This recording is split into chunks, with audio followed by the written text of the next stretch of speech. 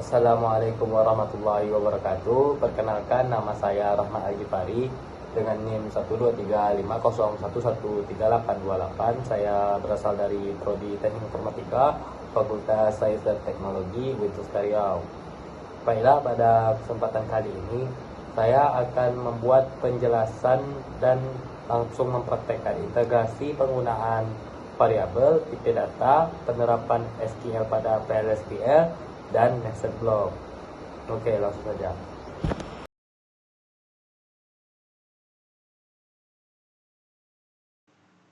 Oke, langsung saja kita ke penggunaan variabel di dalam PLSQL.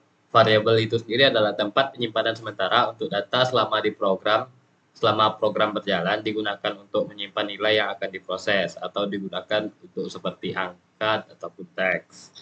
Langsung saja kita ke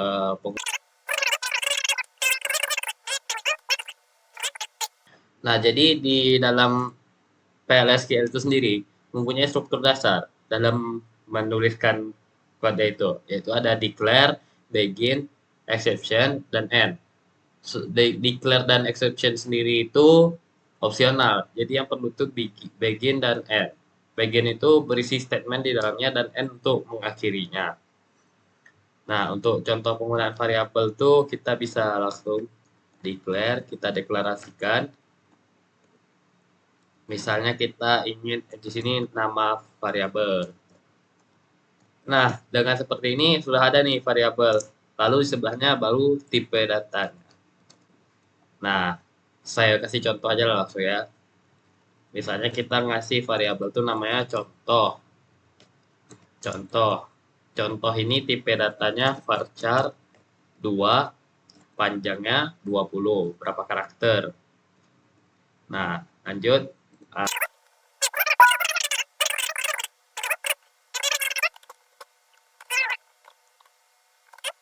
Kita tes apakah ini berhasil atau tidak. Apakah dia error? SQL plus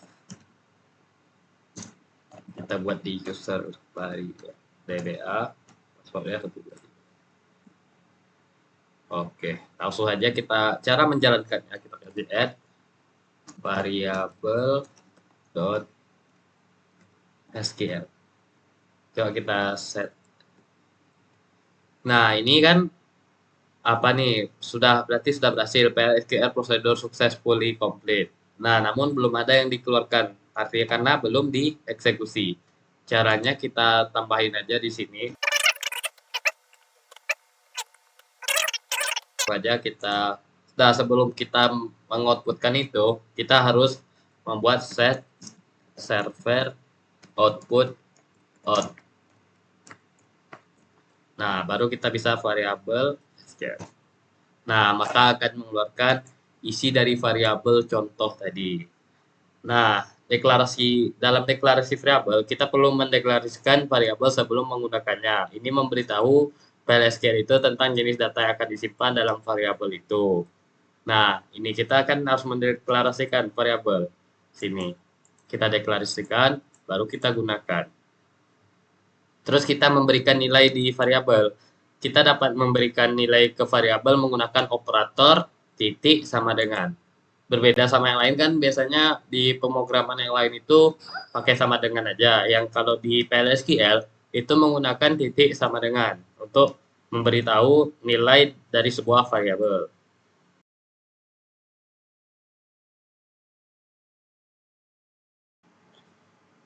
Nah, tipe data menentukan jenis nilai yang disimpan dalam variabel atau kolom database. Contohnya kita tipe data number itu untuk menyimpan angka, varchar menyimpan teks, dan date untuk menyimpan tanggal.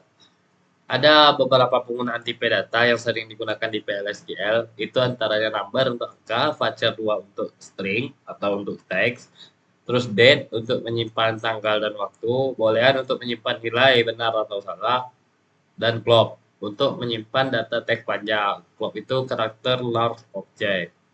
Langsung saja kita ke contoh tipe data. Misal kita mau menyimpan, kita declare dulu lah ya. Nah, ini kenapa saya kasih V, ini melambangkan variabel, itu kesepakatan bersama. Jadi ada kesepakatan untuk variabel dikasih tanda V. Karena kan dia dekat nih sama tipe data.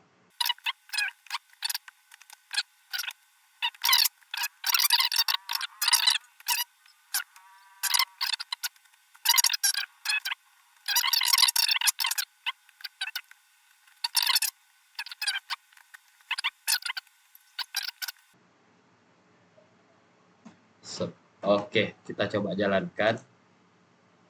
Ini kita nama filenya kan tipe data.sql, add tipe data.sql. Oh, ini ada tip dia dia nggak pakai petik dua tapi satu aja. Kita ulang lagi. Nah, maka akan keluar employee ID-nya 101 sesuai kita buat dan employee name-nya Fahri. Nah, seperti itulah kiranya tipe data di PLSQL. Nah, untuk operasi matematikanya kita langsung saja declare.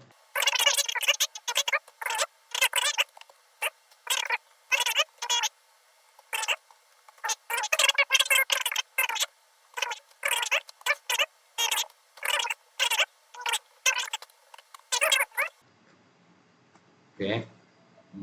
Untuk yang penjumlahan itu kita kita nyatakan nilai data dari penjumlahan itu di bagian karena operasi matematika.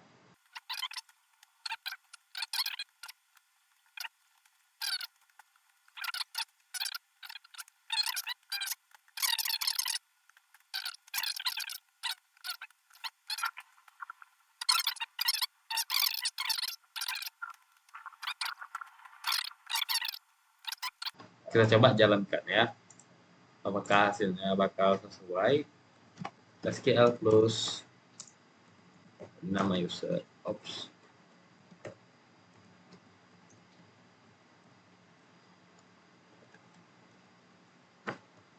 Oke. Kita buat set server output on. Biar nampak lah outputnya. Oke. Langsung saja kita nama filenya tipe data.sql.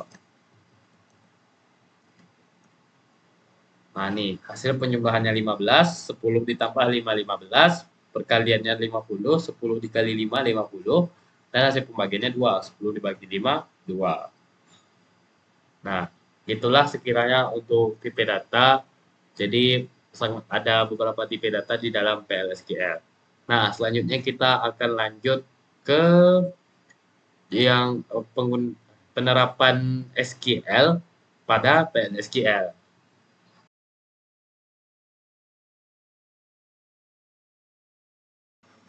Nah, untuk penerapan SQL dalam PLSQL itu sendiri, artinya yang di SQL itu kita campur dengan yang PLSQL, yang kayak perintah select, join, perintah, dan klausa group by, having, itu bisa ternyata digabungkan dalam PLSQL.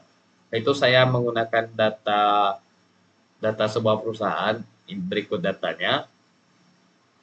Nah, dan dari data-data tersebut saya ingin membuatlah dalam PLSQL-nya. Kita buat folder. Kita buat sebuah file baru. Oke. Nah, untuk contoh sederhananya saya ingin menggunakan data misalnya salary yang ada pada tabel gaji ya. Kan kalau di tabel namanya salary. Declare. Kita buat nama barunya gaji. Gaji itu diambil dari tabel employees, kolom salary. Nah, kita kasih percent type. Apa sih fungsi dari percent type ini? Artinya kita menyamakan tipe data gaji dengan tipe data yang ada pada tabel employees ini yang salary ini. Nah, kita samakanlah tipe data ya. Itu arti dari percent type. Lalu kita begin.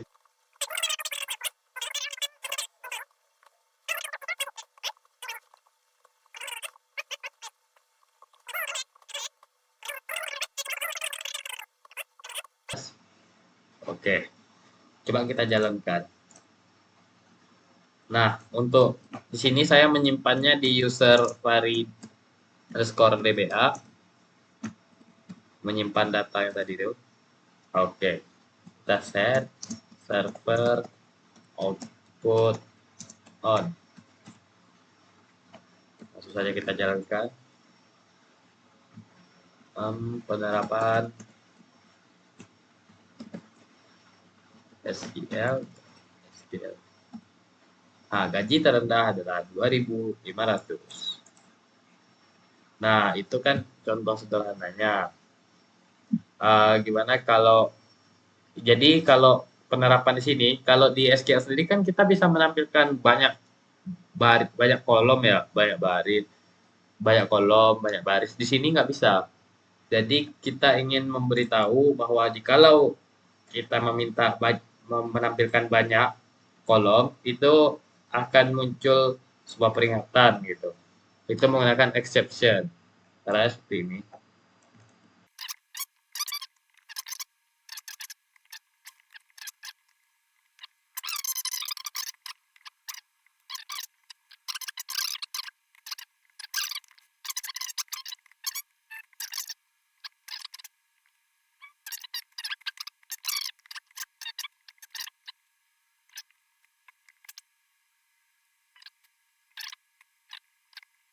Nah, kita gunakan exception. Di sini kita gunakan exception.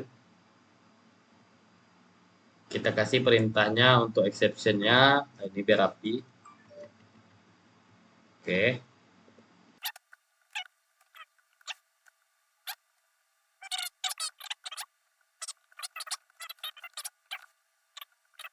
Oke, kita coba ya. Ini langsung aja. Nah, the employee is Ellen Abel. Biar nanti kita kasih spasi, kita ulang lagi. Nih, the employee is Ellen Abel. Nah, gimana sih kalau exception ini ingin kita gunakan juga? Berarti tentunya kita buatlah kan uh, apa cara agar dia mengeluarkan banyak baris. Di where ini kita ganti nih. Karena banyak employees yang gajinya lebih besar dari 1.000, maka dia akan memunculkan semua nama first name dan last name employees yang gajinya lebih besar dari 1.000. Apakah bisa? Maka akan keluar exception-nya. Maaf, tidak bisa mengeksekusi banyak baris. Jadi itulah fungsi dari exception itu sendiri.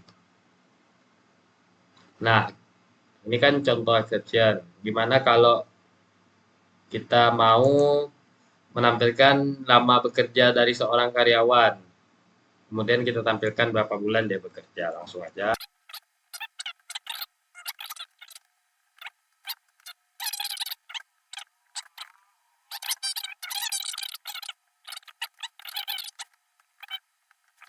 Waktu masuk. Nah, artinya itu bulan antara bulan yang sysdate, yang bulan yang sekarang sama yang bulan waktu dia masuk. Nah, itu arti dari month between sysdate. Lalu kita bisa langsung saja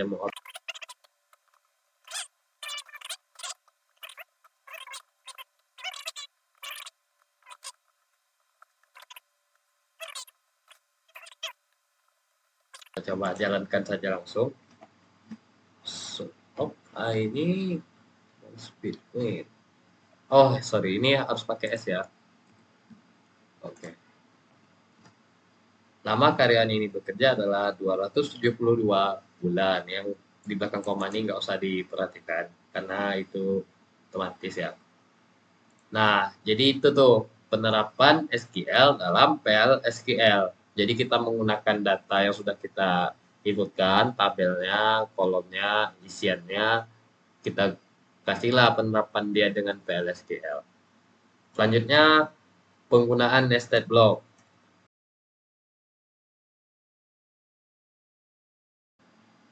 Nah, nested block itu sendiri adalah blok kode di dalam blok lain yang memungkinkan pembagian logika program menjadi bagian yang lebih kecil. Setiap blok dapat beroperasi secara mandiri. Itu untuk nested block. Nah, langsung saja kita ke contohnya.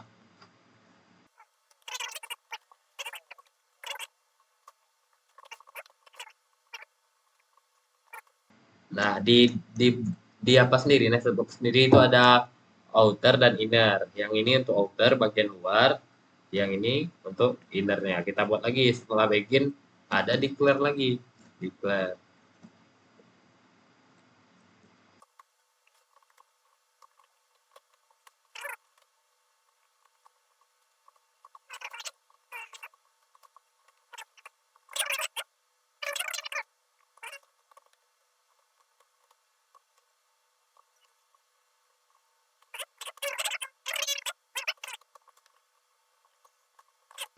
Oke, clear. Nah, ini kenapa nih pakai first name yang di sini? Karena yang outer hanya membaca yang outer, sementara yang inner bisa membaca yang outer. Kita coba tes di terminal. SQL Plus. Ini SQL Plus. Bali. DBA. Oke. Set server output on. Nested block .sql. Nah, Rahmat Gifari dan Rahmat. Coba kita ngetes nih, apakah memang iya tuh yang outer nih hanya membaca yang outer, tidak bisa membaca yang inner di sini. Biar lebih jelasnya kita tes langsung saja.